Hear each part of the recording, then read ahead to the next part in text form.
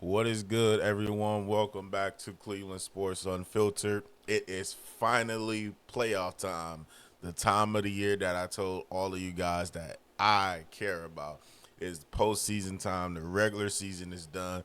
Postseason is here. It is Cavs playoff time, and we will be taking on the Toronto Raptors Saturday at 1 o'clock, which I fucking hate because I'll be at work. But the Cleveland Cavaliers will be taking on the Toronto Raptors. 1 o'clock, I think, on Peacock or Prime. One of the two. Peacock or Prime, with these fucking leagues nowadays, you gotta go through 50 fucking paywalls to fucking watch a game now. It's fucking absolutely fucking ridiculous. But anywho, the Cleveland Cavaliers and the Toronto, I think, got the better matchup stylistically wise. Whether it was, down to the Raptors or the Hawks, I think that they drew the better matchup, honestly, in my opinion. But anybody knows me knows if you're confident in your team, you don't give a shit who the fuck the matchup is.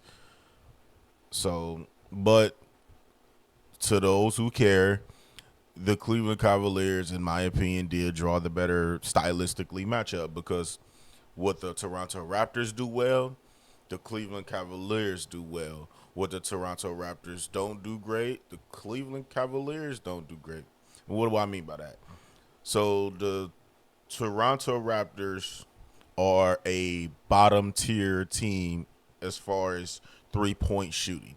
They rank 25th in the league in the in terms of volume, how many threes they get up per game. But and the Cleveland Cavaliers also are bottom tier team in defending the three. That has always been one of my fucking trepidations with the Cavs and annoyance with the Cavs is their lack of running guys off the 3-point line. And how many times has somebody came in the Rocket Mortgage or Rocket Arena or whatever the fuck it's called? How many times have somebody came here, somebody who's not a good 3-point shooter statistically, or is some guy you wouldn't think would be a prolific scorer and have career nights? Like, how many times have that shit annoyed y'all? Not just this season, just previously. How many times that have annoyed y'all? Because it's annoyed me a lot. Be some no name gangster come in dropping his career high 30, 35 points on the Cavs, and you looking around like, who the fuck is that guy? But anywho, the Cavs are ranked 26 in the league at defending the three. That's a good thing because the Toronto Raptors also rank bottom tier at taking two threes. And the Toronto Raptors, I think, hold on, if I'm corrected, they rank fourth in the league as far as 2 points per game. They take the fourth most twos. Uh, they rank second.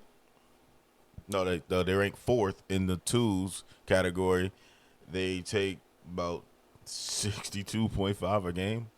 That's absurd. Usually people are jacking up threes, but they take the fourth most amount of twos and ranking fourth with a 55% success rate. And the Cavaliers rank second amongst teams that defend the twos at a success rate of 57.8%. The Cavaliers are number two in the league. So stylistic, that's why I said stylistically wise, this is a great matchup. But Toronto is going to come in with a counter. They're going to come in not they're going to know they know all the stats that we know. Those stats that just ran off the Cavaliers ranking second in the league at defending the two and ranking 26 in the league at defending the three, bottom tier at defending the three. Guess what the Toronto Raptors are going to do? Of course, they're going to play to their strength, but they're going to jack up a shit ton of threes. They're going to jack up a shit ton of threes, and they're going to know. And if anybody who knows this, And how annoyed that maybe gets you. It gets me annoyed. The Cavaliers are going to sit there and let them take dare you shots. And I hope that they don't do that all game, because they just sit and take dare you shots and the team lights you up from three. And then at the end of the game in your fucking press conference, it's, oh, well, the stats said that they wouldn't make all of those. It doesn't fucking matter what the stats say. Defend the fucking three. So, that's always been that's a bugaboo of the Cavs. And the Toronto Raptors are going to come in and, of course, like I said, they're going to play to their style. They're going to play to their style. They're going to take their twos, but once they see how good the Cavs is at defending, they're going to pivot. They're going to start jacking up threes, and not just any three. They're going to start jacking up the corner three, which, stats aside, you see it with your own eyes. The Cavs are horrific at defending corner threes. That should be in their scouting report. The Cavaliers going to give up the corner three. It annoys the shit out of me, because that is the most easiest shot, statistically, the most easiest shot outside of a dunk or a layup. The most easiest shot on the court is the corner ball three pop. And the Cavaliers are absolutely horrific at running guys off the line, making guys punk fake, just anything at defending. The Cavaliers are horrific. The stats, you can look up the stats. We are horrific at defending the three. But luckily, the team we're facing in the Toronto Raptors doesn't take a lot of threes. But like I said, they're going to pivot. If Brandon Ingram and Scotty Barnes twos ain't going, guess where they're going to go? They're going to pivot to start shooting threes. And they're going to see, they're letting us take dare you shots. And all it takes is to get hot. I say that by saying this. Don't let that shit be game one. Do not let that shit be game one. Because all the team needs is confidence. Not saying that they not coming in with confidence, because even though I know it was a different Cavaliers team that they beat, but they swept us. Does it mean anything? Absolutely not. But in their mind, it means something to them. So, don't let that shit be game one where you come out here, you stopping their twos, but then in the second half, especially if you trailing by 10, 15 points, and then, you stopping them and you coming back, and then they all of a sudden start jacking up a shit ton of threes because they say, okay, the two's not working anymore. And they start jacking up a shit ton of threes and making them because I'm just daring you to make them. Well, you're going to have a problem. You're going to have a major, major problem.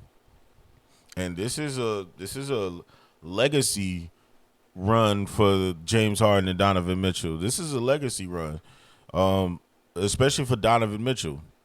We all know James Harden basically is a paid mercenary. He already told everybody it's a business and it is what it is. But for Donovan Mitchell, he's the face of the franchise. He's the face of the franchise. He's the spokesman. He's the everything. What he wants goes. He's the everything for the Cavaliers. And him, I think he's 30. Him being 30, correct me if I'm wrong, but him being 30, you don't want to be known as a potential Hall of Famer who never got out of the second round. And you're 10 years in the league now, and you still have yet to make the conference finals. Hopefully this year is different, but you still have yet to make the conference finals.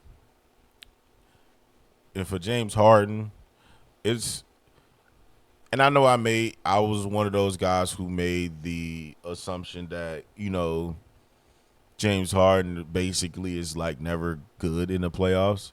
I'll be the first to admit, hands up, that's on me. But it's not the playoffs, it's the big moments, the game sevens, where James needs to show up. The big game where James needs to show up. And hopefully this year is different. But I mean, you've had a shit ton of great running mates, man. Paul George, Kawhi Leonard, Dwight Howard, Chris Paul, Westbrook, Durant on two different occasions. You gotta produce.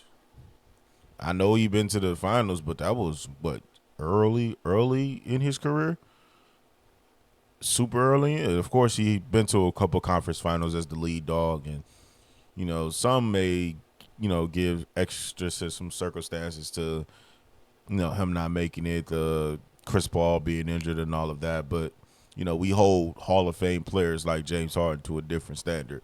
So teammates or no teammates at that time and at that peak of his powers, I wasn't trying to hear any of that because LeBron never got held to those type of standards where, oh, a teammate go down, you can make you. No, the blame goes on you. But it's different this time. He's not the lead dog. He's one of the lead dogs, but he's not the lead dog. The lead dog is Donovan Mitchell. And I'm not saying that Donovan doesn't show up either, by the way. Donovan does what Donovan does, but, I think that a great running mate like James is what he needed because, James can take the burden off of him better than Darius could. Everybody knows how much of a Darius stan I am. Hopefully he does well with the Clippers. But I think he's definitely better suited for that second lead role. He doesn't have to be uber reliant on being the number one guy. He already told everybody, he's following in Donovan Mitchell's lead. So, but this is a legacy run for you guys. This is a legacy run for you guys. Now, of course, these guys are still going to be here and all of that good stuff. But, especially for Donovan, this is a not contract year because he's going to be here next year. But the Cavs are hoping that they can get at least to the conference finals so they can re-up Donovan for the future because he's up for like this mega ultra extension. I forgot the numbers, but it's a mega extension. Everybody can look it up. It's super easy. But, he's up for that contract, and not just up for the contract, legacy is on the line because, yes, if he loses, he can go to the team and, hey, let's get LeBron, or let's go get LeBron and Giannis. You can trade Giannis and Evan basically straight up. You may probably have to give up a Jared. I'm not too sure, but depending on how the numbers work, because we're a second April team, the money has to match evenly. And it's been reported that the Milwaukee Bucks wanted one of the players that they wanted or would have been willing to trade Giannis straight up for is Evan Mobley. So I'm not saying it's a legacy series for Evan, but it's a huge series. It's a huge series for you too. I had to think about that. It's not a legacy because he's still uber fucking young, but as far as your place in the Cavaliers, it's a huge series for you too. Huge series for you too because Donovan and James are still gonna be here, but you don't show up. It's gonna be, hey man, Donovan gonna go to the organization. Hey man, can y'all try to get me Giannis? And and the Bucks, at least from all reports, they love Evan. So, but also I hope Donovan knows what comes with you going to ask for Lord have mercy, you going to ask for a Giannis and a LeBron. If we was to get both of those, first of all, that's a stacked team. Heavily the favorites next year if that happens. Oh my Lord, just imagine. I want y'all to imagine that lineup. That'd be crazy. James, Donovan, LeBron, Giannis, and maybe Jared Allen. But he probably had to get a 3-point shooting big to fit with those drive and kick guys. Yeah. So, but just imagine that lineup for just a quick second. But I hope Donovan knows what comes with that. What comes with that is that's not your team anymore. I know that many would say, and myself included, would have thought it would have been LeBron's team because, you know, he's the greatest Cavalier. He's the greatest player ever. Let's get that out of the way right now. Yeah, I said it. The GOAT. He's not only the greatest player ever, he's the greatest Cavalier ever. Undisputed. Nobody even comes close. But, you know, Giannis is younger and Giannis is better. And it would be Giannis's team. Now, trading for Giannis, if I'm trading for Giannis, you guys better make sure y'all can get an extension out of him. But those are, things for the offseason. I'm going to focus on the, it's just scenarios. It's just scenarios if this doesn't work out. I'm just trying to, get you guys to go through the scenarios because that's why I said this is a legacy run for these two. This is a legacy runs for these two. So hopefully we can show up, show out, and get it done. At least make it to the conference finals. At least you can't lose to the Toronto Raptors. Can't lose to the Toronto Raptors. But that's why I said stylistically, this is the best matchup that the Cavs could have got. This is the best matchup for the Cavs. And if they do make it in a matchup against Detroit, another team, it's not good from three. But they got a load under in Jalen Duren. But I feel confident that the Cavs can match them twos with threes. So the path to at least to the conference finals is not that daunting. Is it easy? Fuck no. Nothing is ever easy in the playoffs. Unless you face like a Miami team last year. Whatever. But second round, if you make it, not going to be easy.